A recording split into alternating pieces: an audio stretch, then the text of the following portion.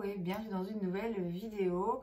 Aujourd'hui, je vais répondre à quelques questions pour que vous appreniez à mieux me connaître. Récemment, une abonnée m'a demandé de faire une vidéo comme celle-ci où je répondais à quelques questions sur le make-up mais pas que, pour apprendre un petit peu à mieux me connaître pour ceux que ça intéresse. J'ai donc deux abonnés qui m'ont posé des questions, Fanny et Sandrine, je les en remercie et je vais maintenant tenter d'y répondre. Première question, quel âge as-tu? J'ai 35 ans, question simple, réponse simple. Ta marque de make-up préférée, franchement c'est compliqué. C'est compliqué parce que il y a des marques que j'affectionne particulièrement, il y a des marques pour lesquelles j'aime beaucoup certains produits, mais où j'en connais pas tellement dans d'autres catégories, vous voyez. Mais de manière générale, je dirais que Fenty c'est quand même une marque que j'apprécie pas mal globalement. Charlotte Tilbury aussi, Natasha Denona pour les fards à paupières particulièrement, Pat McGrath, Anastasia Beverly Hills. Ouais, franchement, c'est difficile de choisir une marque vraiment préférée, mais les quelques marques que je viens de citer font quand même partie de celles qui me parlent le plus et qui m'intéressent le plus dernièrement. Ton produit make-up indispensable? J'ai une façon de faire les choses aussi bien dans le make-up qu'à l'extérieur, un peu tout ou rien. C'est-à-dire que faire ce genre de make-up comme j'ai fait aujourd'hui, où c'est juste vraiment très léger, juste un peu le teint, un peu de mascara et c'est bon, c'est assez rare. Moi c'est soit je me maquille et alors j'y vais vraiment à fond, soit je me maquille pas. Du coup, c'est vrai qu'avoir juste un produit de make-up indispensable et de pouvoir me contenter de juste ça et rien d'autre, c'est pas forcément quelque chose de possible pour moi. Mais je dirais que vraiment, si je devais me contenter d'un produit, ce serait sans doute l'anti-cerne, puisque finalement, avec un anti-cerne, on peut déjà unifier un peu le teint, on peut cacher les imperfections, on peut masquer les cernes pour le coup. Donc, je dirais que c'est ce produit-là. Un produit teint, quoi. Vraiment le produit teint pour au moins unifier et avoir bonne mine, c'est déjà pas mal. Mon artiste préféré, alors je sais pas si on a voulu dire artiste de manière générale, dans le sens plutôt musique, par exemple, auquel cas ce serait PNL. Et si c'est artiste pour le côté make-up artiste, j'aurais envie de dire Natasha Denona et Pat McGrath. Ça revient, c'est des noms et des marques qui reviennent régulièrement de toute façon. Natasha Denona parce que j'aime beaucoup sa façon de mettre en valeur vraiment les yeux de tout le monde. Et Pat McGrath pour le côté très paillette, très artiste, très pensé dans la création et tout. Donc ouais, j'irais sans doute ces deux-là. Comment as-tu pris goût au maquillage? J'avais 12 ans. Bon, ça a commencé sans doute avant, mais j'ai pas forcément beaucoup de souvenirs. Mais quand j'ai eu 12 ans, j'ai eu ma première carte de banque. J'avais un compte à vue sur lequel mes parents et mes grands-parents versaient un petit peu d'argent de poche. Et à l'époque, c'était Yves Rocher. C'était une des seules marques de make-up, en tout cas que moi je connaissais à l'époque et qui était facilement accessible de là où j'étais. Bon, après, il y avait aussi Maybelline. Enfin, à l'époque, c'était Je Mets. Ça s'appelle encore Je Mets, je pense. J'avais Maybelline, L'Oréal et tout ça en supermarché. Mais de marques vraiment magasins uniquement axés sur cosmétiques, c'était Yves Rocher. Et je me rappelle qu'à l'époque, il fallait remplir, on avait un catalogue, il fallait envoyer pour commander, il fallait remplir un bon de commande à la main. Vous voyez, on devait écrire le nom du produit, le numéro de la référence, le nombre, la quantité qu'on voulait, le prix pour unité, le prix pour la quantité. Enfin, vraiment, il fallait tout remplir à la main comme ça. Et puis, on recevait un virement qu'on devait faire. Enfin, bref, vraiment, je vous parle de ça. C'était il y a plus de 20 ans. Et ouais, c'est comme ça que ça a commencé. Je ne vais pas vraiment expliquer pourquoi, mais ouais, j'ai tout de suite été assez attirée et intéressée. Et à l'époque, je vous dis, j'avais 12 ans et jusque mes 14-15 ans peut-être, j'avais pas le droit de me maquiller pour aller à l'école, à juste titre, parce que voilà, ma maman trouvait que j'étais trop jeune. Et du coup, ce que je faisais, c'est que le week-end, je passais mon temps à me maquiller et puis me démaquiller. On efface, on recommence, on efface, on recommence. Et je faisais ça vraiment pour passer mon temps. Et ouais, c'est comme ça que j'ai pris goût au maquillage. Ça a duré encore quelques années. Quand j'étais ado, quand on sortait avec mes copines ou quoi, c'est moi qui les maquillais. Et puis quand j'étais à l'UNIF, donc quand j'avais 19 ans, ça s'est un peu, même beaucoup, estompé. Mes centres d'intérêt ont un peu changé, j'ai un peu perdu ça de vue et puis c'est revenu, moi je dirais en 2017 au moment où justement le make-up sur YouTube a vraiment explosé et où beaucoup de marques ont commencé à être un petit peu plus accessibles aussi. Et puis en 2018, j'avais un copain qui vivait en région parisienne et donc je venais régulièrement lui rendre visite et à chaque fois du coup j'en profitais pour aller chez Sephora et c'est là que ça a commencé vraiment à prendre de plus en plus d'ampleur. Question numéro 6, le skincare est-il très important pour toi? Alors, oui et non. En théorie, oui, c'est-à-dire que je connais l'importance d'avoir une bonne routine skincare pour le bien-être de la peau et aussi pour que le make-up soit du plus joli effet. Je veux dire, clairement, si on ne prend pas soin de sa peau, le meilleur maquillage du monde ne va pas vous sauver, hein. Mais c'est vrai qu'en pratique, c'est quelque chose qui m'intéresse, mais clairement pas autant que le maquillage. Ça demande quand même des connaissances beaucoup plus techniques, beaucoup plus pointues que moi je n'ai pas forcément, même si j'ai quand même des bonnes bases. Et puis surtout, c'est un peu coûteux quand même. Alors pas forcément, je sais qu'on peut trouver du skincare qui est tout à fait correct sans devoir payer des fortunes, mais de manière générale c'est quand même un petit peu plus coûteux. En tout cas moi j'ai l'impression que ça me coûte plus parce que du make-up la plupart du temps je vais trouver une façon de l'utiliser. C'est rare quand j'achète du make-up où je me dis ok c'est vraiment pourri, j'aime pas du tout ce produit. De manière générale, ouais, j'arrive toujours à trouver une utilisation et à apprécier le maquillage et à l'utiliser. Tandis que le skincare, c'est vrai que c'est un risque que moi je trouve un petit peu plus grand puisque si ma peau réagit pas bien ou que du skincare est pas efficace, ça me fait chier de continuer à l'utiliser en fait. Donc du coup c'est plus vite de l'argent un petit peu gaspillé. Maintenant on s'entend bien, hein, je pense faire quand même le principal, c'est-à-dire avoir une bonne routine le soir où je me démaquille, je me nettoie le visage, j'ai quand même lotion, sérum, crème, voilà. Mais c'est vrai que là je suis dans une période un petit peu entre deux où il faudrait que je me refasse un petit peu de stock, il faudrait que je me reprenne quand même quelques produits. Il me manque une bonne crème hydratante. Là, je suis pas à 100% satisfaite de ce que j'ai.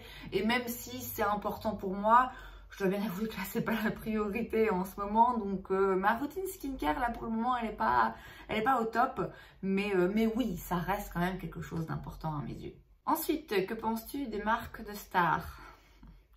Si vous regardez mes vidéos depuis un petit moment, vous le savez, vous connaissez déjà la réponse à cette question.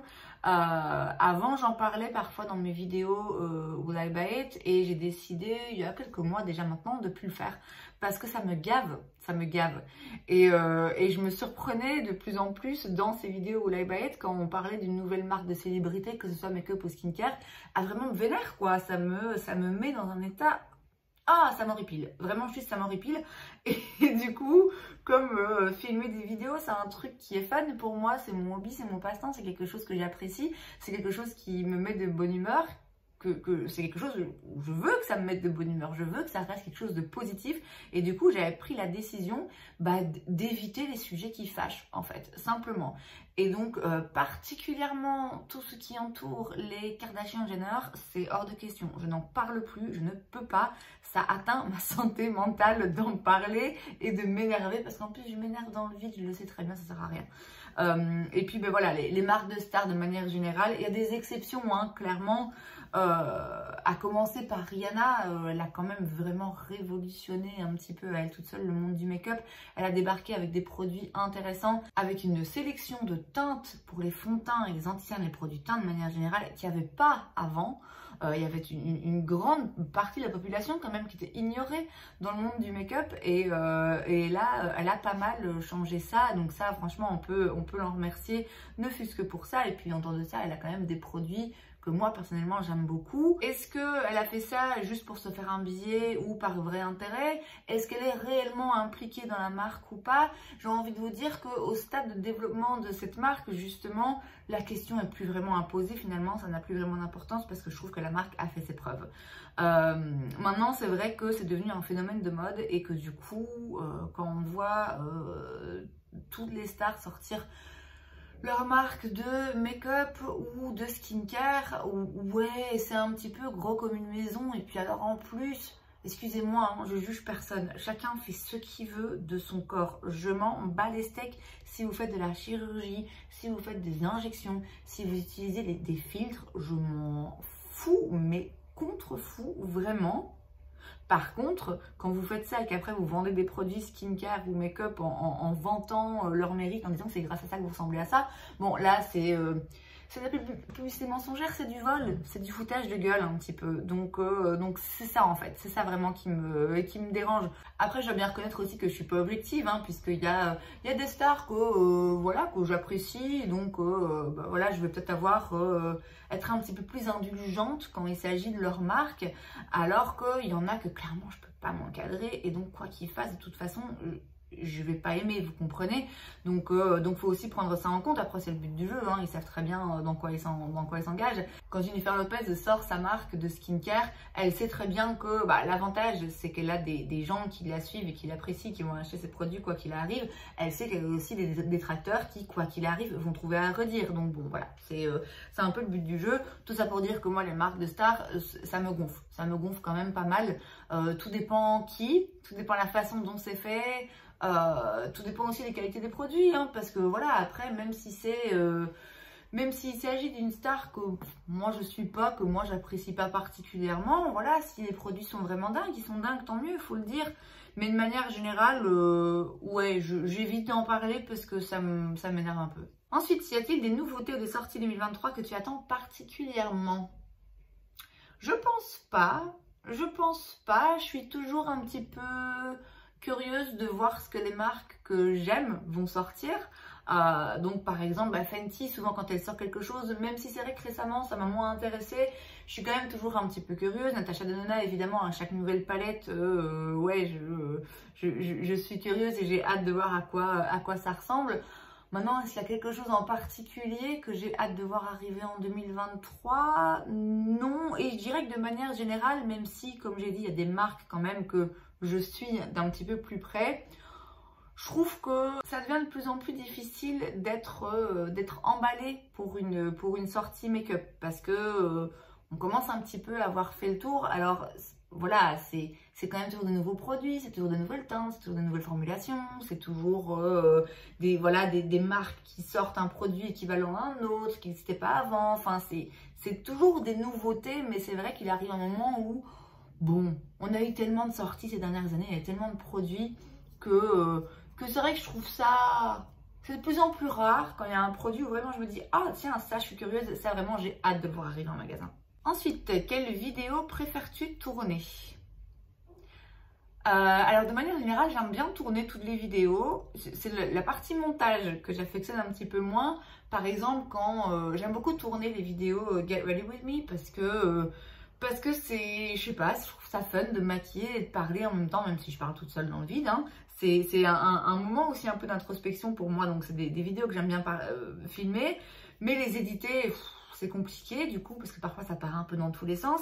Les vidéos où I Buy It, j'aime beaucoup aussi les filmer, parce que moi ça me permet de me tenir au courant de ce qui se passe dans le monde du make-up, mais de nouveau les éditer, inclure les photos et tout, voilà, c'est pas mon truc préféré. Mais je dirais que récemment, il y a eu des vidéos, enfin là ça fait un petit moment quand même que j'en ai pas fait, mais il y a eu des vidéos que j'ai particulièrement aimé filmer parce que vraiment je trouve ça marrant, c'est les palettes roulettes. Et c'est vraiment pas les vidéos qui ont le plus de succès sur ma chaîne, que du contraire, mais j'ai continué à les faire parce que je trouve ça marrant en fait, je trouve ça vraiment marrant de tirer au hasard des teintes dans une palette, de devoir créer un look avec. Moi ça me permet de sortir de ma zone de confort, ça me permet d'explorer des palettes un petit peu différemment, de faire des looks différents. Bon, parfois le résultat est plus qu'approximatif, mais ouais, je trouve ça marrant. C'est vraiment des vidéos que j'ai beaucoup aimé filmer. J'espère que je vais bientôt pouvoir recommencer dès que j'aurai de nouveau des palettes à disposition. Question numéro 10, on est à la moitié. De nouveaux projets thématiques sur ta chaîne pour 2023. Alors, le projet en ce moment pour 2023, c'est ralentir. C'est pas c'est pas faire évoluer ma chaîne en termes de différents contenus et en termes de quantité de vidéos, c'est justement ralentir un petit peu le rythme, puisque je vous l'ai déjà dit, hein, je pense, mais avant j'étais à 5 vidéos par semaine. Maintenant, vu que je travaille, je ne peux plus tenir ce rythme. Et là, j'ai fait récemment une vidéo dans laquelle justement je vous expliquais que c'était compliqué. C'était compliqué de trouver des occasions de filmer, de trouver du contenu à filmer, de trouver des moments appropriés. Enfin voilà, donc c'est vrai que pour le moment, les nouveaux projets sur ma chaîne, c'est déjà d'essayer de trouver mon rythme, d'essayer de retrouver une petite routine.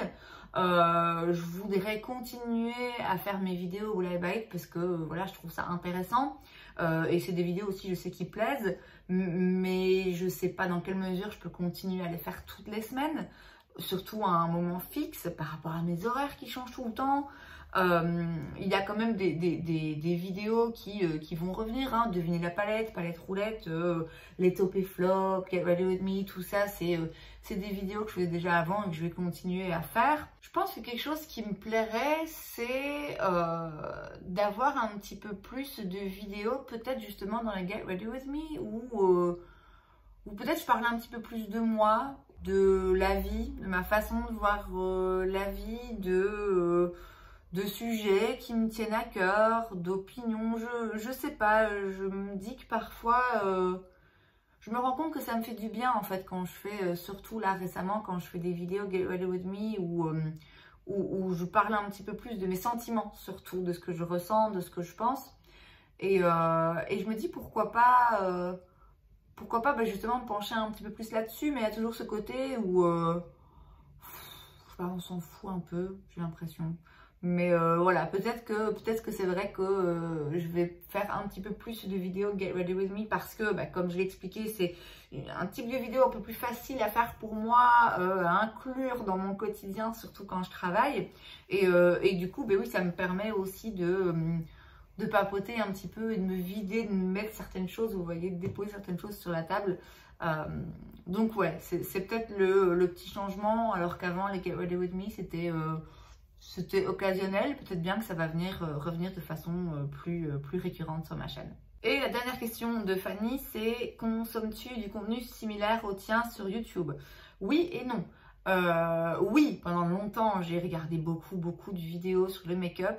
Non, parce que récemment, c'est beaucoup plus restreint. Parce que j'ai plus le temps, enfin moins le temps en tout cas. Il y a une telle quantité en fait de contenu make-up sur YouTube que c'est difficile de suivre le rythme en fait.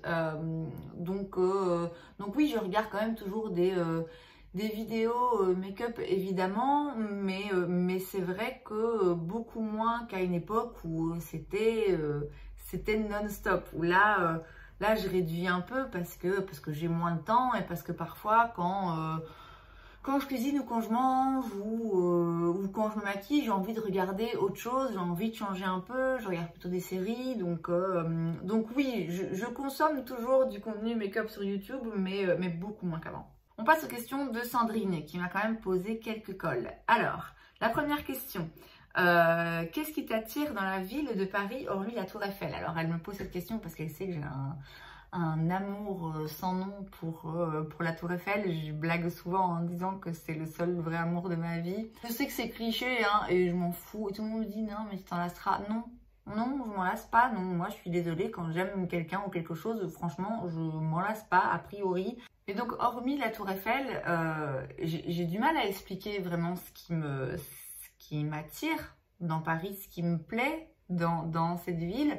Alors je pourrais vous dire, évidemment, oui, c'est je pense la plus belle ville du monde. Il y a les arguments aussi de c'est facile, il y a tout à proximité, à toutes les heures du jour et de la nuit, il y a plein de lieux de culture, de sorties, de shopping, voilà, oui, je pourrais vous donner toutes ces réponses-là, mais en vrai, c'est même pas ça en fait. C'est même pas quelque chose de vraiment très objectif ou quantifiable. C'est vraiment plutôt un sentiment que j'ai ici et que j'arrive pas à expliquer. Je sais pas vraiment d'où ça vient. Et c'est pas non plus le Paris touristique qu'on voit dans les films ou dans les séries qui me plaît forcément. J'aime bien aussi le côté un petit peu un petit peu rugueux et dur de la ville. Mais vraiment, c'est un sentiment d'être à ma place que je peux pas vraiment expliquer. Il y a quelque chose dans l'air, et non, c'est pas la pollution. Il y a quelque chose dans l'air et dans les bruits de la ville et dans l'ambiance, l'atmosphère qui me fait me sentir bien, qui me fait, j'ai l'impression de respirer mieux. Voilà, je sais pas vraiment pourquoi. Je pense que c'était sans doute juste inscrit en moi et que c'était peut-être mon destin, j'en sais rien. Mais oui, c'est pas quelque chose d'objectif qui m'attire dans la ville de Paris. C'est pas les musées, les magasins, parce que c'est beau, ou parce qu'il y a tout, ou parce que ci, ou parce que ça. C'est l'âme de la ville. Voilà, c'est vraiment ça. C'est juste l'âme de la ville qui connecte avec la mienne et c'est ça qui m'attire ici. Question numéro 2. On retourne un petit peu sur du make-up. Horrible, mais si tu ne devais garder qu'une palette, allez, 2 max. J'aime bien parce qu'elle dit que c'est horrible. Donc elle me prévient que vraiment là, je vais devoir faire un choix cornélien. Franchement, garder une palette, je peux pas. Je peux pas. On va dire 2. Non, même 2, je peux pas. Non, même 2, je peux pas. Franchement, c'est impossible. Allez, on va dire une Mothership de Pat McGrath pour les paillettes et Natasha Denona pour avoir des mattes. Voilà, la Biba, Natasha Denona pour avoir des mattes neutres, faciles à utiliser. Mais je serais malheureuse. Je serais malheureuse. Là, elle le sait. En plus, j'ai 4 palettes avec moi. Là, pour le moment, ça fait bientôt 4 semaines que je tourne entre ces 4 palettes. Je n'en peux plus. Donc ouais, non. Garder qu'une palette, ouais, je vais même pas me torturer et essayer d'imaginer, c'est non, désolée Sandrine. Ensuite, si tu ne devais garder qu'une poudre, Laura Mercier. Franchement, Laura Mercier, c'est quand même celle que j'utilise. C'est une des 2 poudres libres que j'ai pris ici sur moi. C'est quand même celle que j'utilise le plus parce que c'est celle qui fait ce que j'attends d'une poudre en fait, ni plus ni moins. Donc c'est pas forcément la poudre la plus longue durée, la plus matifiante, la plus floutante, mais c'est vraiment la poudre de base en fait. Donc je pense que oui, c'est sans doute celle-là que je garderai. Si tu ne devais garder qu'un fond de teint, bon Sandrine, je croyais qu'on était amis, c'est quoi ces questions? Si je devais garder qu'un fond de teint, elle dit ça parce qu'elle sait que c'est difficile pour moi de choisir. Je dirais sans doute celui de chez Fenty. Je sais qu'il ne convient pas à tout le monde, qu'il ne plaît pas à tout le monde, mais c'est vrai que moi, pour le coup, surtout avec ma vie actuelle où voilà, je bosse et il faut que je sois maquillée, que je sois bien maquillée, il faut que le teint il tienne. Je ne peux pas avoir le fond de teint qui migre de partout à la fin de la journée. Et pour ça, c'est vrai que le Soft Matte, le Pro Filter de chez Fenty, c'est celui qui me correspond le mieux parce qu'il est haute couvrance, longue tenue, il est matifiant, il tient bien sur moi, il réagit bien à ma peau. Enfin voilà, c'est pas le plus beau fond de teint forcément, c'est pas celui que je vais recommander à tout le monde, définitivement pas.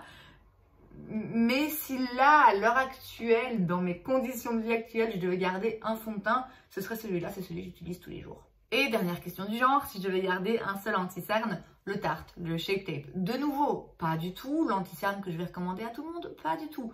Mais pour le coup, moi, c'est vraiment, il fait ce que je recherche dans un anti-cerne. Donc, il est bien couvrant, il lisse, et du coup, il peut s'utiliser aussi sur le teint. Donc, ouais, moi, c'est celui-là que je garderai. Pareil, hein, c'est celui-là que j'utilise tous les jours, puisque en ce moment, je vous le rappelle, je n'ai quasiment pas de maquillage avec moi.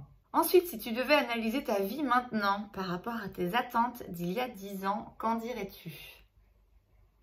Dieu merci, ma vie ne ressemble en rien aux attentes que j'avais il y a 10 ans. Parce que mes attentes il y a 10 ans étaient complètement erronées par rapport à qui je suis vraiment et à mon chemin de vie et à qui je veux être. J'étais à côté de la plaque, complètement à côté de la plaque. Il y a 10 ans, j'étais en master.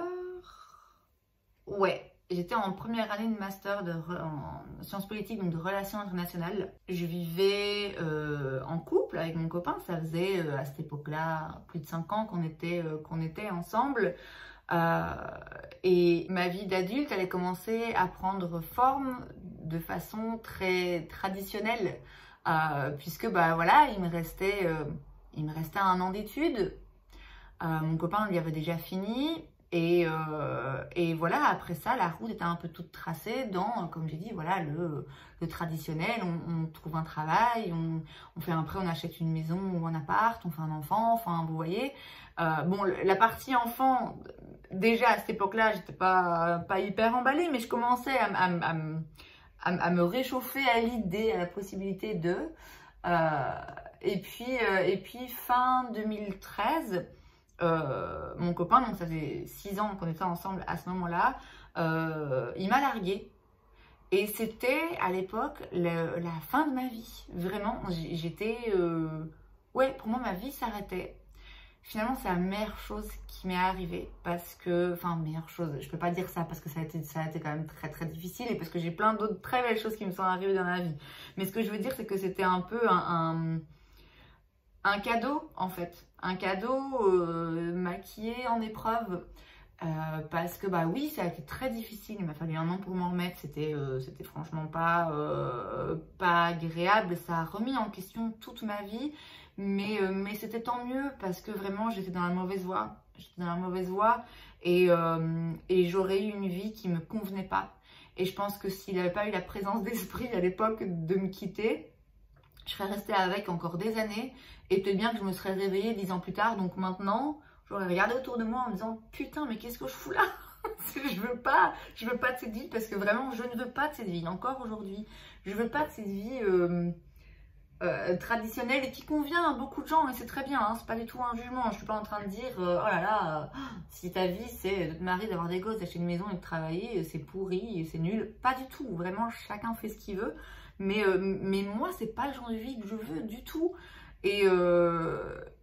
Et ouais, j'aurais été très malheureuse, finalement. J'aurais été très malheureuse. Et il aurait peut-être fallu des années avant que je m'en rende compte. Donc ouais, clairement, les attentes que j'avais il y a 10 ans n'ont rien à voir avec la vie que je mène aujourd'hui. Mais la vie que je mène aujourd'hui est tellement mieux et me correspond tellement. Et ouais, je suis bien contente, je suis vraiment bien contente d'avoir une vie différente de ce que j'avais imaginé il y a 10 ans. Avant-dernière question, où te vois-tu dans 5, 10, 15 ans? Alors ça c'est compliqué pour moi, parce que, bon vous l'aurez compris, je ne suis pas en recherche forcément d'une vie et d'un chemin tout tracé, vous voyez. Donc je peux pas dire que j'ai des objectifs... classique en termes de je voudrais être propriétaire, je voudrais avancer, grimper les échelons dans une carrière, voilà. De manière générale, moi je suis un petit peu mon instinct et je suis mon cœur. Et si quelque chose ne me plaît plus, ça me plaît plus. Et si j'ai envie de changer, je change. Et si j'ai envie de déménager, je peux déménager. Et donc du coup, c'est vrai que j'ai du mal à me projeter dans 5, 10, 15 ans où je serai, ce que je ferai, de quoi j'aurai envie.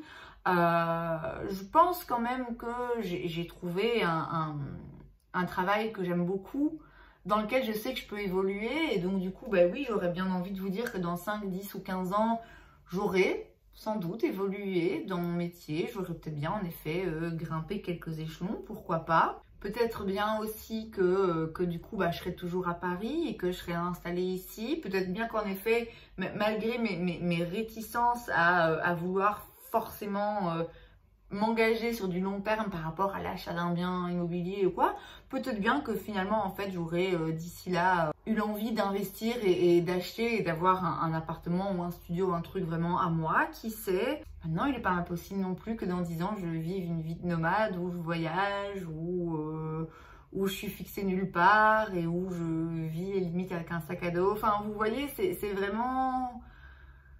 C'est qui tout double en fait, c'est ouvert, toutes les portes sont ouvertes en fait. Et c'est ça que j'aime dans ma vie, justement. C'est pas très sécurisant, donc pour ceux qui aiment la stabilité, forcément c'est compliqué.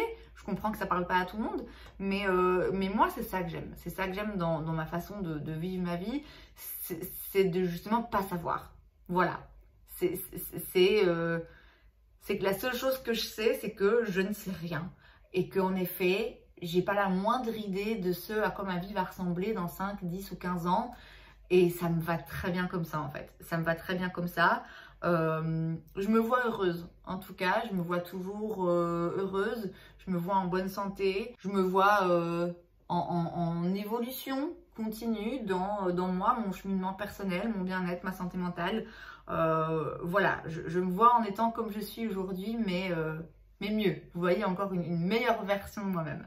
Et enfin, la dernière question, quel est ton meilleur souvenir quand on parle de make-up? Alors, j'ai quand même envie de reparler des tout débuts. Je vous ai dit, là, je commandais chez Yves Rocher et j'ai une image bien précise en tête. Je me revois à mon bureau, j'avais un bureau en coin comme ça. Je me revois à mon bureau, il sortait des collections chez Yves Rocher. Et moi, j'aimais bien acheter tous les trucs de la collection. Et alors, j'ouvrais tout et je regardais et je trempais mes doigts dedans et je regardais les fards à paupières pailletées. C'était rien par rapport aux fards à paupières pailletées qu'on a maintenant.